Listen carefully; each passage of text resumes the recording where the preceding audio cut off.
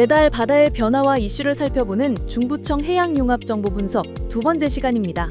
7월에는 제7호 태풍 프란시스코와 8호 꼬마이가 발생했지만 다행히 우리나라에 직접적인 영향은 없었죠. 자, 그럼 7월의 바다 어떤 일이 있었는지 하나씩 짚어보겠습니다. 2025년 7월 기준 신고 접수는 353건, 상황 처리는 65건으로 전달보다는 소폭 감소했습니다. 하지만 피서인파가 몰리는 8월을 앞두고 연안 사고에 대한 우려는 여전한 상황이었죠. 조금 줄었다지만 여전히 뜨거운 여름 바다만큼이나 조심할 게 많네요. 그렇습니다. 선박 사고는 73건, 연안 사고는 13건이 발생했는데요. 주요 해역은 영종도, 제부도, 풍도, 월미도 인근 등 해수욕객과 낚시객이 몰리는 지역이었습니다. 추로선이나 다중이용 선박 운항도 영향을 받았나요? 네, 7월 추로선 수와 다중이용 선박 이용객 수는 모두 6월보다 약 35% 감소했습니다. 폭염, 폭우, 태풍 등 기상 악화가 영향을 준 것으로 보입니다. 낚시는 여전히 인기죠. 바다만 보면 낚싯대부터 챙기는 분들 많잖아요. 맞습니다. 낚시어선 조업해역에는 큰 변화가 없었습니다. 이번 달에도 충남권, 특히 보령과 태안 지역이 여전히 인기가 많았고요. 중국 어선은 9월 1일까지 자체 휴역이 중이라 EEZ 해역 출현은 6월부터 없고 단속 실적도 0건입니다. 하지만 조용할 때일수록 더욱 긴장을 늦추지 말아야겠죠. 이번에는 7월에 발생한 주요 사고 보겠습니다. 지난 26일 태안 신진항에서 큰 화재가 발생했다면서요? 맞습니다. 어선 5척이 불에 탔지만 다행히 인명피해는 없었습니다. 무엇보다 순찰 중이던 신진파출소 경찰관들이 화재를 신고 전에 먼저 자체 인지하고 곧바로 상황을 전파해 초기에 진화에 나섰다는 점이 특히 인상적이었습니다.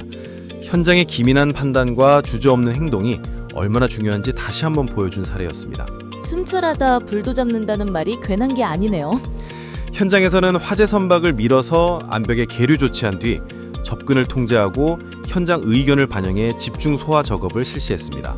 이후 인접 선박을 이격하거나 안전 해역으로 예인하며 추가 확산도 막았습니다. 현장 판단과 조치가 모두 정교하게 작동한 좋은 사례네요.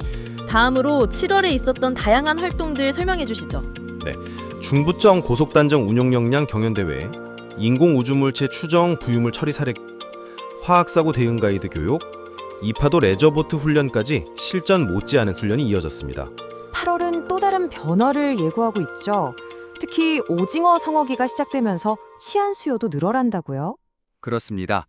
여름철 오징어 어군이 동해에서 서해로 이동하면서 대형 기선저인망과 트롤 어선의 조업구역 위반, 그리고 챗낚기와 저인망 트롤의 공조 조업 가능성이 커집니다. 특히 태안 신진항은 오징어 풍년으로 어민들이 환호하고 있죠. 8월에는 수온 상승으로 자망 어선들이 북상해 특정 해역까지 올라올 전망이고 9월에는 수온 하강과 함께 다시 남하할 것으로 예상됩니다. 휴가철과 맞물리면 해상도 꽤 붐비겠네요. 맞습니다. 해수욕장 등 연안 해역 피서 활동 증가, 폭우, 태풍 같은 기상 악화, 그리고 출항 통제 등 변수가 복합적으로 작용할 시기입니다. 그 외에 해경이 대비 중인 주요 일정도 있을까요? 8월 18일부터 21일까지는 을지 연습이 예정되어 있습니다.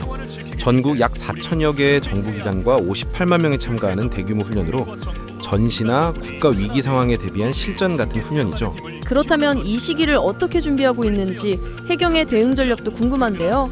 지휘관께서도 강조하신 내용이 있다고요. 네, 내실 있는 훈련을 위해 사전 준비를 철저히 하고 비상 상황 대처 능력을 키우자는 당부가 있었습니다. 그리고 각 경비함에 탑재된 무인기의 적극 운용도 재강조하셨습니다. 넓은 바다에서 무인기는 실시간 감시와 상황 대응에 중요한 역할을 할 수 있겠죠. 무인기 운용 참 좋은데 쉽지만은 않을 것 같아요. 직원들의 운용 부담을 줄이기 위해 면책 정책도 함께 추진 중입니다. 사고가 나더라도 안전 수칙을 준수했으면 조사위원회 개최를 면제하는 방향도 논의되고 있습니다. 적극 대응도 필요하다는 메시지도 있었죠. 맞습니다. VIP께서도 과잉 대응이 필요할 수 있다고 강조하셨었죠. 현장은 언제나 예측 불가하기 때문에 판단보다는 빠른 실행과 주저없는 대응이 중요합니다. 이를 위해서는 반복 훈련을 통해 숙련도를 높이는 게 핵심입니다. 이제 마지막 순서입니다. 해양과 안보, 국제 정세까지 해경이라면 알아두면 좋은 상식만 쏙쏙 전해드리는 코너 해양 이슈 플러스입니다. 첫 번째 키워드는 중1 동중국해 해상구조물 갈등입니다. 중국과 일본이 동중국해 구조물을 두고 갈등 중인데요. 중국은 대륙붕 연장을, 일본은 중간선을 기준으로 주장하고 있어 중간선 서쪽 해역에 구조물을 설치한 중국에 일본이 강하게 반발한 상황입니다. 우리 해경도 이런 국제 갈등 속에서 국익 중심의 대응 기준을 고민해야 할 시점입니다. 두 번째 키워드는요? 네, 자율 운항 선박 MASS입니다. 사람 없이 스스로 운항하는 선박이죠. 국제해사기구 IMO는 2028년부터 관련 규정을 의무화할 예정이며 우리나라도 1월 1일부터 자율 운항 선박법을 시행하고 있습니다. 미래 해양 치안을 준비하는 데 중요한 흐름입니다. 마지막 키워드 뭘까요? 한미 동맹 현대화입니다. 미국은 한국의 역할을 대만과 제3지역까지 확대하길 원하고 있으며 중국 견제 목적이 두드러진 흐름 속에 우리 입장을 명확히 세우는 것이 중요합니다. 바다에서의 역할도 더욱 커질 수밖에 없습니다.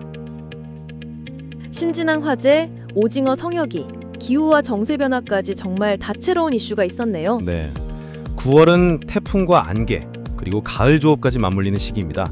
다음 달에도 알찬 정보로 찾아뵙겠습니다. 시청해주신 여러분 감사합니다.